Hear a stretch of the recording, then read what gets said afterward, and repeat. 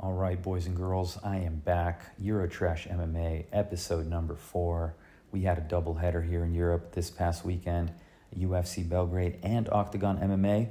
Let's go over some of the stuff that we are interested in. On the prelims in Belgrade, Jovan Leka making his debut. He fought on the Contender Series, didn't get the contract, went back to the regionals, won a few fights, and now he got his opportunity on his home turf against Alexander Popek, who came in short notice. This is a guy who's been fighting in Octagon at light heavyweight, and he came in here and took this at heavyweight. What shocked me was when I saw him on the scale. He weighed in at just over 97 kilo, which is absolutely tiny for even a light heavyweight. So I don't know. He looked kind of soft and he looked very small. This was short notice, so for anyone speculating about illegal supplements, so to say, this wouldn't really make sense here because it was short notice. So I don't know. I don't know how or why he came in so small. The only thing I can think of, maybe he was planning a move down to middleweight. You know, who knows? I mean, 97 kilo is like a middleweight sized weight. So who knows? But this opportunity came along and he took it. You know, I'm sure they gave him a 4-fight contract. So he took this opportunity here against Leka, who weighed in at 119, was enormous compared to Popek. And the fight itself lasted only about 2 minutes. Leka crushed him to the body with a kick, and Popek immediately went down. I told you, even before I saw him on the scale, I told you guys last week that this was probably going to be a one-sided fight, considering the size difference, even though I didn't know that Popek would come in this light. But still, you know, he is a career-long light heavyweight, not a heavyweight. So, yeah, Leka gets that victory on his home turf, and Popek, we'll see. You know, we'll see what he looks like in his next fight. I'm interested to see if he goes to light heavyweight or if he tries to make middleweight even. Interesting. I'll definitely be watching, and we will see. What else was good on here on the prelims? Nothing too interesting, to be honest. Oban Elliott got absolutely crushed by Michael Oliveira. This is another fight that I mentioned last week. I told you guys Oliveira was going to murk Elliott, and that's exactly what happened. KO about 2 minutes into the first round. So Oliveira, I think, moves to 10-0. He looks mean. He looks dangerous, and seems like the type of fighter that the UFC is going to want to push. So he is a welterweight. So we'll probably be seeing him at welterweight, getting that UFC push. And then the final fight on the prelims. This fight really should have been on the main card, in my opinion. I think it had potential to be like a fight of the night. I mentioned this last week when I broke this down. It didn't turn out that way because Musayo got the finish in the second round. But it certainly had the potential. This was definitely the most technical, highest level fight on the prelims, and it sort of went the way I anticipated as well. I told you guys last week that even though Klein was the favorite coming in, at least based on the betting lines, I felt that it was a difficult stylistic matchup for Klein, and that this was more of a pick-em fight at best. Musayo, like I said, reminds me a bit of... he reminds me a little bit of Nate the Train Landwehr. And in the sense that, you know, of course, Musayo is a lot bigger than Nate the Train, but Nate Landwehr beat Klein at featherweight several years ago, and Musayo is similar in the sense that he He likes to pressure forward. He's a good striker. He's a better striker than Landwehr, but he pressures forward. He cuts the cage off pretty well.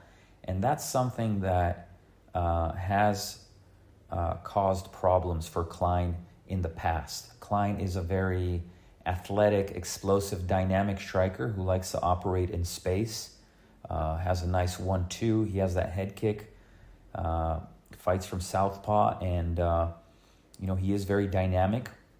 But at the same time, and he also has very good counters. The thing is, when he has to deal with someone who doesn't let up, who's able to consistently pressure him and sustain that pressure, that's when his game starts to fall apart a little bit. And that's exactly the style of fighter that Musayev is. He likes to move forward, he likes to pressure, pretty good cage cutter, and that's I think that's why this fight turned out the way it did. Musayev definitely won the first round, pressured Klein, landed the better shots, and he also attacked Klein's front leg, his right leg, which is the leg he had, the ankle he had surgery on, coming off that injury against Rebetsky. He had surgery on that broken ankle, and Musayev relentlessly calf kicked him, inside calf kicks and even inside ankle kicks. From what I saw, it seemed like he went pretty low with some of them, and it looked like it slowed Klein down significantly in terms of movement. And since Klein is a very movement-based fighter, it was a pretty big issue. Going into the second round, you could definitely tell he was slowing down. Musayev actually let up a little bit in the beginning of the second in terms of his cage cutting. Klein even tried a takedown unsuccessfully, but after that, Musayev backed him up against the cage and landed a combination that knocked Klein down. It seemed like it hurt him pretty bad. And he followed him to the ground. Klein immediately turtled, and then Musayev followed that up with just hammer fists to the back of the head, from what I saw. I thought the ref was jumping in to warn him, but he just ended the fight right there. So that was strange. He did get, Klein was hurt for sure, but he did turtle, and then, Musayev, from what I saw, fouled him to finish the fight. But old Kerry Hatley didn't care. He called off the fight, and that was it. So Musayev, who, everybody hates him after that Bahamondes fight because of all the cage grabs and the headbutts and whatever else he did, he's probably going to get even more hate here. And, everybody hates Musayev. How evil is Musayev? He's pretty evil. He's pretty evil if you go based off his foul resume. Very evil, but he's also very good. Very easy fights, some big fights, and we'll see if he can fight his way into the rankings at lightweight, because he's a pretty big lightweight. And one thing that surprised me was he was quite fast. I knew, and I said that Klein was going to be faster, and I think he was, at least initially, but Musayev was right there. He was pretty quick, and then when you add in that pressure, it was too much for Klein. So, yeah, Klein, he's been in the UFC for a pretty long time, got in pretty young. One thing that it seems like he didn't develop is offensive grappling. He is fast, he's athletic, he can take people down for sure, but there isn't much of an offensive grappling threat. I've never really seen him go in that direction. And from what I've seen with his camp and his gym, it seems like he just focused more on the striking, some takedown defense, kind of first line, freestyle wrestling, takedown defense, and that he's kind of stuck to that, which has worked very well for him. I mean, he's won quite a few fights against unranked guys, but at this elite level, if you have an offensive grappling game, it can really assist your striking game as well. It can really help you out with the striking, because when your opponent has to respect your offensive grappling, it's just going to open up things with your striking that you wouldn't otherwise get. So that's something that's missing from Klein's game. Obviously, at this point, it's a little bit too late for that. And, it's something to think about for young guys that get into the UFC. With the right people, with the right coaching, the right situation, if you're a talented, athletic guy like Klein, you can make huge progress in just a few years in terms of offensive grappling. So that's something for the future, for the next generation. But Klein, at this point, in his early 30s, probably just needs to focus on staying healthy and sharpening the tools that he already has.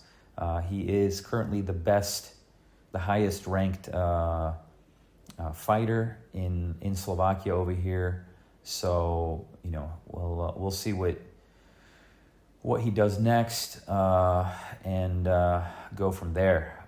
That ended the prelims, and we move on to the main card.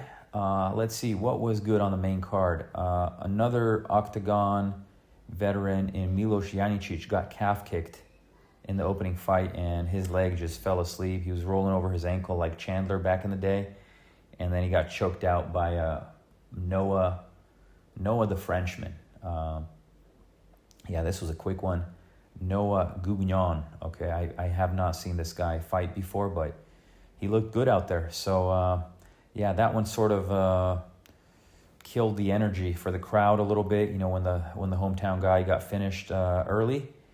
The next fight was another hometown hero, Vlasto Čepo, he's both Slovakian and Serbian, but he had massive support over there in Belgrade, in the arena, tons of fans. He was going up against Gilbert Urbina, and this is a fight I talked about extensively last week as well. This was from what I saw online after the fight, I'll call this the parlay killer for all you sports bettors out there, because Čepo came in as a pretty big favorite. I see he closed at minus 340. And I told you guys last week that this was at best a pick'em fight. Gilbert Urbina does not have a great record. Came in at 7-4, I think, or 7-5. Čepo came in to his debut here at 14-3. But the thing is, Urbina has been fighting higher level opposition for sure. I mean, 1-3 in the UFC, but still in the UFC, had that UFC experience, whereas Čepo fighting on the regionals here in Octagon and not even really fighting the best guys in Octagon generally. So, he had a lot of knockouts, a lot of wins, but this was a step up in competition for him, not the other way around. And, let's talk about Gilbert here for a second. Maybe you saw in the thumbnail I wrote, how good is Gilbert Urbina? Gilbert Urbina is not going to be a UFC champion or anything like that, but he's not bad. Everyone was saying coming into this, he got knocked out in his last fight and he sucks and all this. He's not bad. Gilbert Urbina is a game fighter. He is well-rounded. He has footwork. He can strike. He can grapple.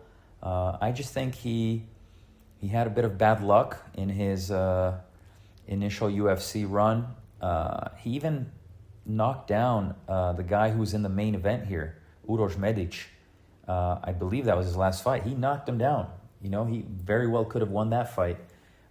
Medic ended up recovering and knocking Urbina out. But how good is Gilbert Urbina? He's pretty good.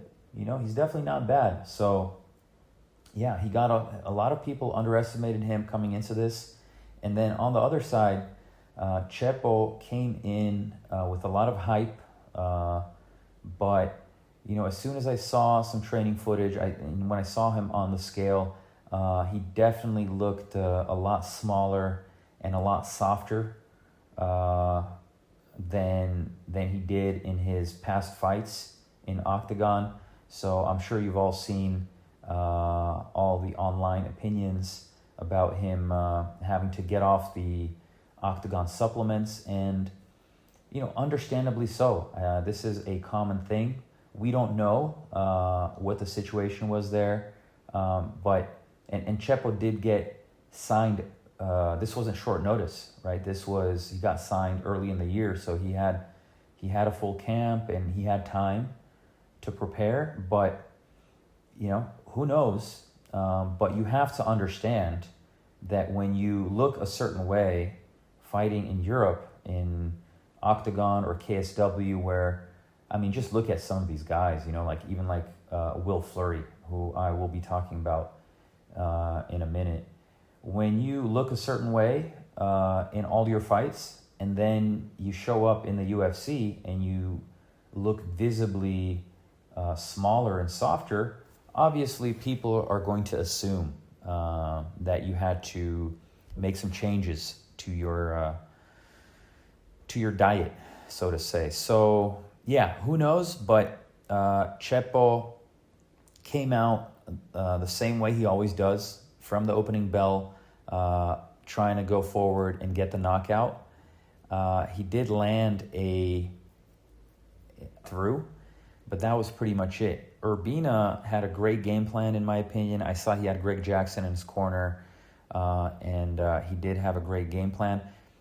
I think even the pre-fight stuff was part of the game plan. He wanted to really make sure that Chepo rushes in and tries to go for the kill.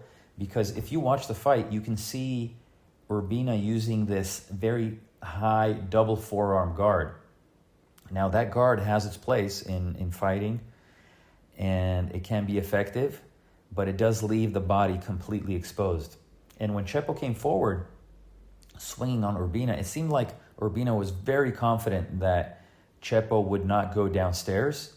Chepo is a puncher. He is a power puncher. He's not much of a kicker, and he's definitely not a grappler. So, those things were off the table, but the body shots were right there, and Chepo did not take that opportunity at all. He really zeroed in on the head. He was trying to get that early knockout, and Urbina used that to his advantage, because when you do that double forearm high guard, it's very hard to land something clean. Even small gloves, if you're moving well, which Urbina was, he was moving, things will just bounce off the forearms, the shoulders. You can get something, but it's going to be hard to get something very clean when someone covers up like that. And that's what Urbina did on the first entry. He sidestepped out of there, and on the second time, after Chepo reset and came in the second time, he came in face first, swinging wide, and Urbina speared him with a jab. So it just seemed like that was part of the game plan, to use that double forearm high guard, circle out, and then catch him coming in with the jab. That was pretty much it, because after Chepo went down off that jab, he wasn't out or anything, but it did knock him down. Urbina was able to get into like a modified side control knee on belly position and drop some elbows and hammer fists from there. And that was it. The ref, Chepo wasn't able to regain any kind of position from the bottom. He was forced to cover up, and then the ref jumped in and stopped the fight at 1 minute and 1 second. So it was a rather easy win for Urbina, and I saw a lot of people upset because they had, I guess they had Chepo on their parlays, I think a lot of people just sort of misjudged Urbina. I understand that Chepo had a lot of hype coming in because of his record and all the finishes and the way he fights with forward aggression and and hunting the knockout. But But I think they underestimated Urbina, and they didn't really do their homework in terms of looking at who these guys fought before coming into this fight. So, yeah, this was middleweight. Another situation where I'll be watching what they do with these guys. Middleweight obviously is my favorite division right now, so I'm looking forward to seeing what they decide to do with Gilbert here and Chepo as well. We will see. All right, what else was on this card? Duško Todorovic against Robert Valentin. Again, another middleweight fight, so interesting stuff for me. I thought Duško was going to try and get the knockout, go for the big knockout early, get that bonus, get the crowd fired up. He is a kill or be killed type of fighter, but he came out and he tried to grapple Robert Valentin. I thought that was a terrible game plan, and it didn't work out for him. He got into these scrambles. I told you guys last week that Valentin is a more technical grappler than Todorovic, and Valentin was able to catch a guillotine. He snatched up a guillotine late in the first round and gets his, I believe, second win in a row. So good for him, and Duško is going to have to go back to the drawing board and reconsider his game plans, because this was not a great one. Moving on, Rakic against Tibura was awful. I found it unwatchable. This was Rakic getting his first win in like 5 years, moving up to heavyweight. But yeah, it was not something I want to talk about. What else was on here? We had the former champ Jan Blachowicz taking on Navajo Sterling. Now, Sterling came in here on sort of short notice, and I told you guys last week, my only concern was the short notice in case it went deep into the third round, since Sterling didn't really have a camp. But no camp needed. Sterling blasted Jan with a 1-2 or maybe a long 3-2 in the first round. At this point, at this age, Jan is just not quick enough to deal with someone like Sterling, who I believe coming off the Contender Series is 5-0. I think he's 5-0 now in the UFC. He's going to jump up in the rankings, and Sterling looks like a very strong light heavyweight prospect. I don't even think you can call him a prospect at this point. I think he's more a contender now, I would say. But yeah, Sterling looked good. And that brought us to the main event. Not much to say about the main event. This was a sacrifice. Uroš Medić from Serbia in the main event against Daniel D-Rod Rodriguez. D-Rod coming off fresh off his Tijuana jail stint. I think he was in prison in Mexico for about 9 months for weed, and they brought him over here at 39 years old after being in prison to get knocked out by Medić. I told you guys last week again that this was a one-sided situation, and it was. Medić, exciting fighter. He's a finisher. It's going to depend on the matchmaking. I know he's confident. He wants to fight everyone, but let's not forget that Gilbert Urbina knocked him down not too long ago. So you can't say that Medić is amazing and Urbina sucks. Think about that. Because I saw so many people riding so high on Medić and talking shit about Urbina, yet, Urbina could have easily beat him in their fight. So that's just something to think about. It really, with a lot of these guys, everyone's pretty good, and it comes down to matchmaking and little details. So, take that into consideration. Anyway, let's move on to Octagon. I caught some of the main card. There really wasn't much on there to talk about.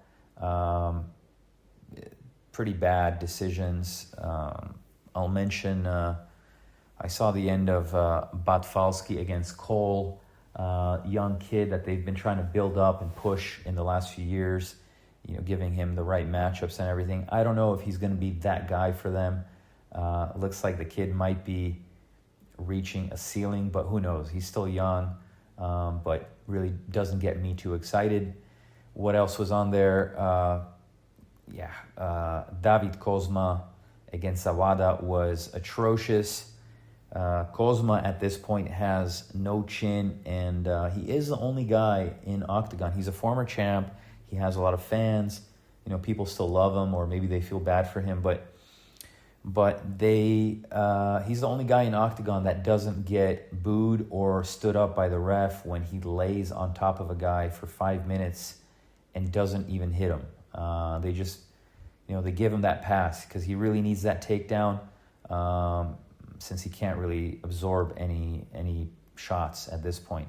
In this one, he laid on Zawada for the first 2 rounds. Zawada, man, this guy, for a guy who actually fought in the UFC, looked awful.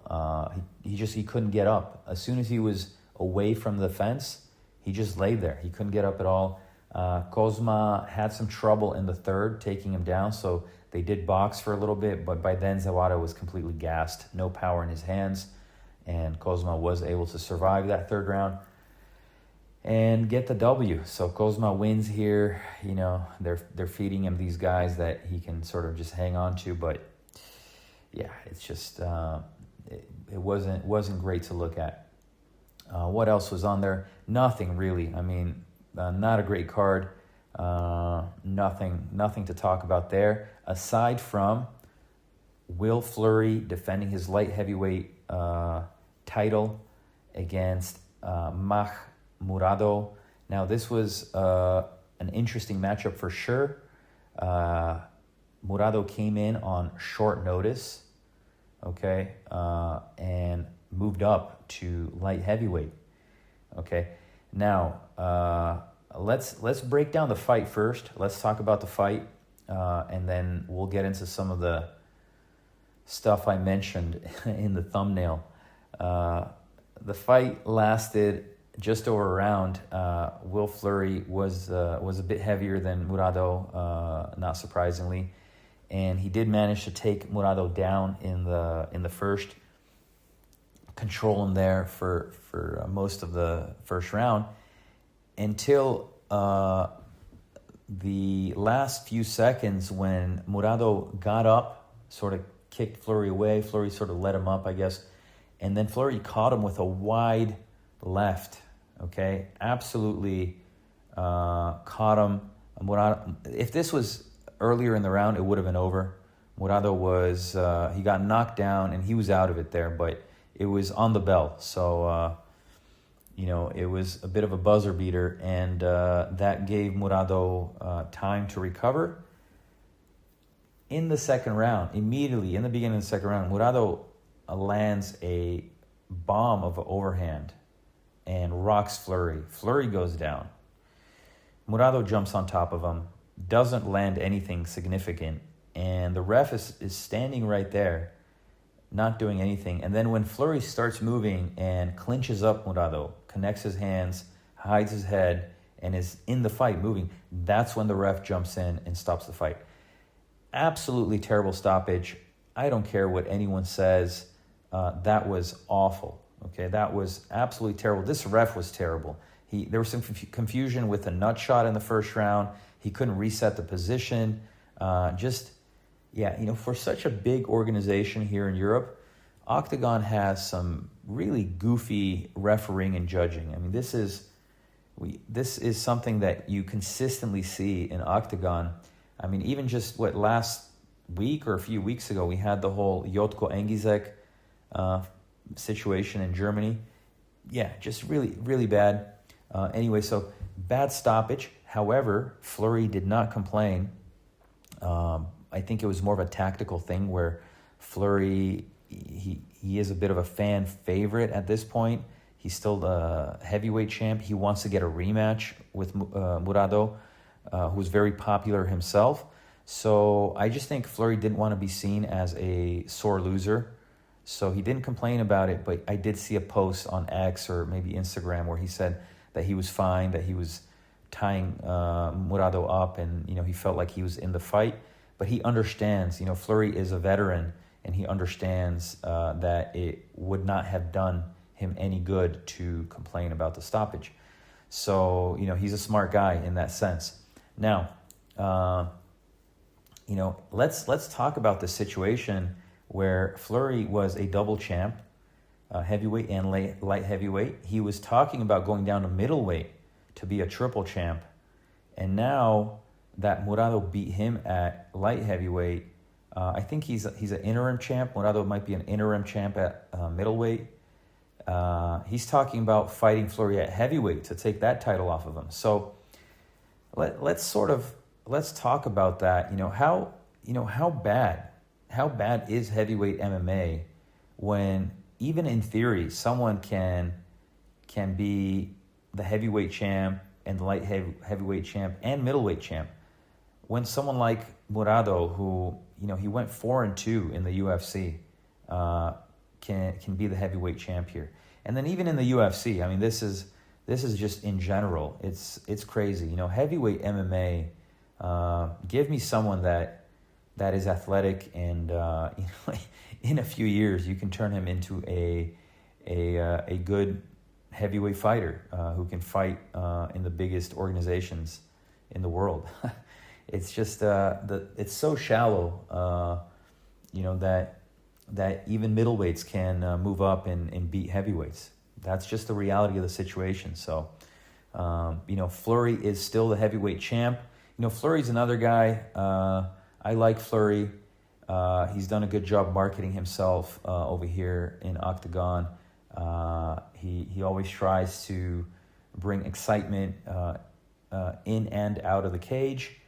He's a guy who is juiced to the gills. I believe he got caught roiding in PFL, I believe. I'm not 100% sure, but I think so. But anyway, he doesn't even deny it. Like he came into Octagon, he's like, yeah, I'm taking whatever I can to be as big and as good as I can be, and he just owns it. You look at him, and he's not even denying it. Octagon is now testing only for stimulants, so some people get confused. They think Octagon has drug testing, which they do, but it's only for certain things that you can take right before the fight.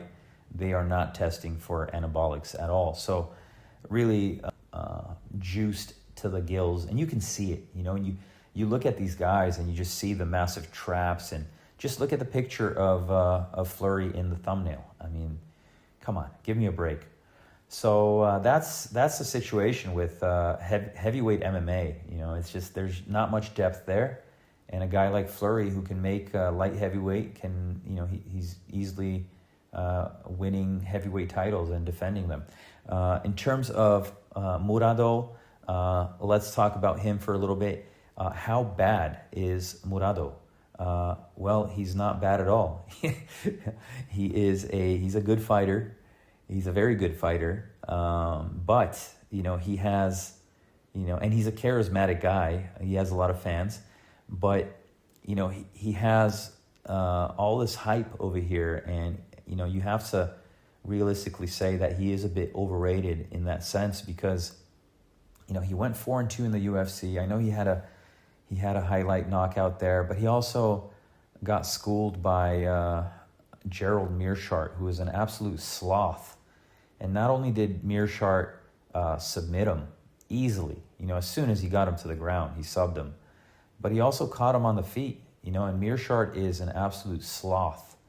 The guy moves underwater, and Meerschaert was able to hurt Murado on the feet with pretty much the same left hand, the wide left hand that Fleury caught him with in this fight on Saturday. So Murado has these striking defense lapses, but what he does well is he does move very well. He's very athletic, very explosive, and he has a massive right hand. He's got a massive right hand, when he moves forward, he's very dangerous. And he does scramble. His takedown defense it's not the most technical, but he's very athletic and he can defend pretty well. Once he's down on the ground, not great. That's why he got tapped so easily by Gerald back in the day. And even with Fleury here, when Fleury took him down in the first, he really, he was in half guard. He was trying to punch Fleury and elbow him from half guard. That was his idea of defending or fighting, was to try and punch from bottom half. So yeah, he doesn't really have much on the ground. Where he is good is sort of not allowing his opponents to take him there. But there's levels, and since he left the UFC, he hasn't really been fighting guys at the highest level. I think he did quite a few exhibition kickboxing fights against nobodies, and then he has a few wins in octagon, not against the best guys though.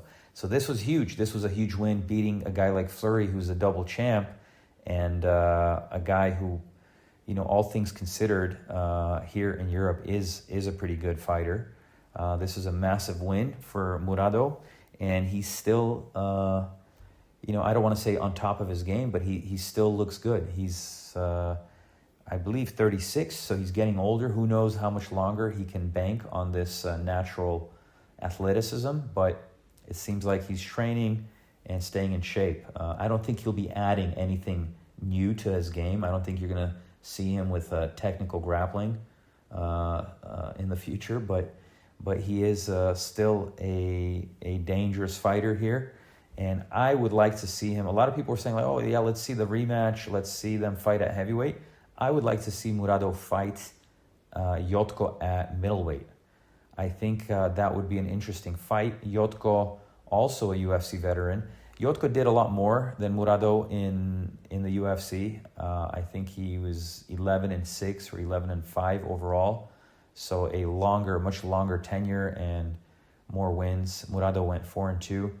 But still, two guys, getting older, two guys over 35 that are among the best middleweights fighting in Europe at this time. So I would love to see that matchup, and I think that Murado could definitely win that just based on the stylistic matchup with Jotko not having the best stand-up. He does have good grappling on the ground, but he doesn't have the best takedowns. So I think stylistically I would favor Murado against Jotko. But either way, I would love to see that fight at middleweight. And yeah, I think that wraps it up for us for this week. Next week, we've got that Apex card, and maybe I'll be back to talk about Southskild against Gamrot. That's at lightweight, pretty interesting matchup. And I got to take a look at those guys and, break that down next week. So I'll talk to you guys then.